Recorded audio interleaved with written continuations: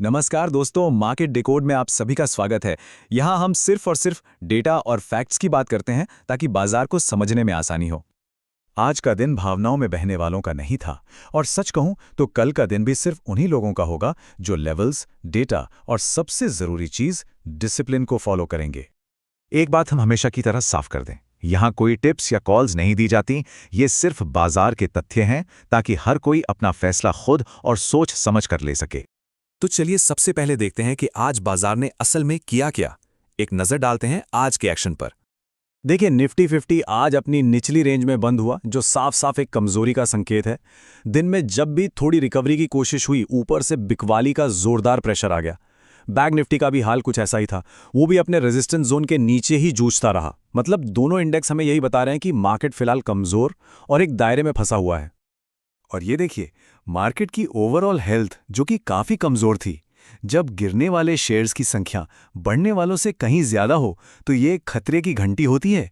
इसका सीधा मतलब है कि बाजार में अंदरूनी ताकत बिल्कुल नहीं है। अच्छा, अब सवाल ये उठता है कि बाजार के इस बर्ताव के पीछे वजह क्या थी। चलिए उन कारणों को समझते हैं। देखिए, अपने देश में एफआईआईज की लगातार बिकवाली और कमजोर होता रुपया बाजार पर दबाव बना रहा था। वहीं दुनिया भर में देखें तो अमेरिकी बाजारों की सुस्ती और ब्याज दरों को लेकर जो कंफ्यूजन है, उसने भी माहौल को थोड़ा नेगेटिव ही रखा। ये चार्ट पैसों के फ्लो की पूरी कहानी बता रहा है। एफआईआई यानी विदेशी निवेशक लगातार माल बेच रहे थे, जबकि हमारे डीआईआई यानी घरेलू निवेशक बाजार को बचाने की कोशिश तो कर रहे थे, लेकिन वो भी बहुत ज्यादा आक्रामक नहीं थे। और ये बाजार का एक सीधा सा नियम है, जब एफआईआईज लगातार बेचते हैं तो कोई भी तेजी ज्यादा देर टिक नहीं पाती। हर उछाल पर बिकवाली हावी हो जाती है, और आज हमने बिल्कुल यही होते हुए देखा। चलिए अब आते हैं इस विश्लेषण के सबसे जरूरी हिस्से पर, ऑप्शंस डेटा। यह हमें बताता है कि स्मार्ट मनी यानी कि बड़े और प्रोफेशनल ट्रेडर्स कल के लिए क्या तैयारी कर रहे हैं। निफ्टी के डेटा को देखिए, 26,100 से 26,300 के लेवल पर जबरदस्त कॉल राइटिंग है। आसान भाषा में कहें तो बड़े ट्रेडर्स ने यहां एक दीवार खड़ी कर दी है। उन्हें लगता है कि बाजार इसके ऊपर नहीं जाएगा। वहीं नीचे 25,700 से 25,850 के बीच पुट राइटिंग है, जो एक तरह से फर्श का काम करेगी। मतलब साफ है, ऊपर जाना मुश्किल है। बैंक निफ्टी में भी कहानी कुछ अलग नहीं है। 59,400 से 59,600 एक मजबूत छत की तरह है, और 58,800 से 59,000 एक सपोर्ट की तरह। ये डेटा चीख चीख कर कह रहा है कि बाजार अभी एक दायरे में ही रहेगा। तो इस सारे डेटा को मिलाकर कल के लिए एक साफ सुथरा रोड मैप बनाते हैं। कौन से लेवल्स सबसे ज्यादा जरूरी होंगे? निफ्टी के लिए ऊपर की तरफ 26,000 से 26,200 का जोन एक बड़ी रुकावट है। नीचे की ओर 25,700 से 25,850 एक सपोर्ट है, और इन दोनों के बीच में 25,850 से 25,950 का जो एरिया है, वो एक चॉप जोन है। मतलब यहां बाजार आपको थका सकता है, फंसा सकता है। बैंक निफ्टी के लिए भी 59,400 से 59,600 रेजिस्टेंस है, और 58,800 से 59,000 सपोर्ट।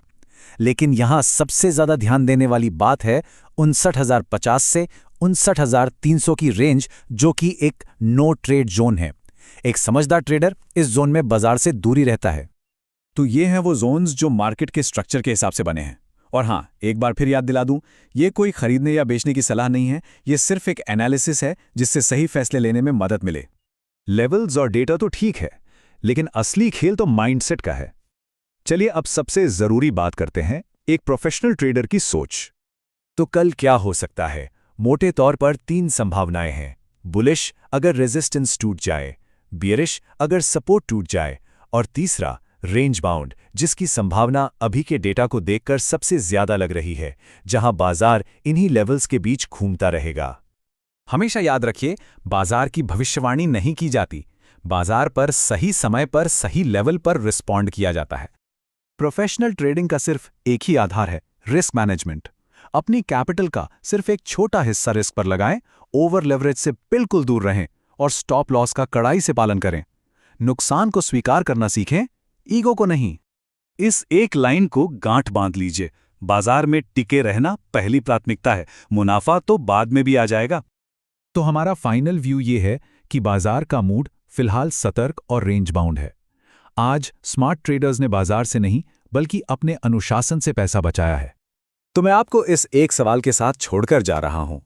कल का दिन अनुशासन के साथ अपनी पूंजी को बचाने का होगा या भावनाओं में बहकर गलतियां करने का? इसका जवाब खुद से जरूर पूछिएगा। अगर आपको ये डेटा बेस्ड एनालिसिस पसंद आया हो तो इस वीडियो को लाइक जरूर करें और मार्केट डिकोड को सब्सक्राइब करना ना भूलें। मिलते हैं अगले विश्लेषण में। Trade smart, stay safe.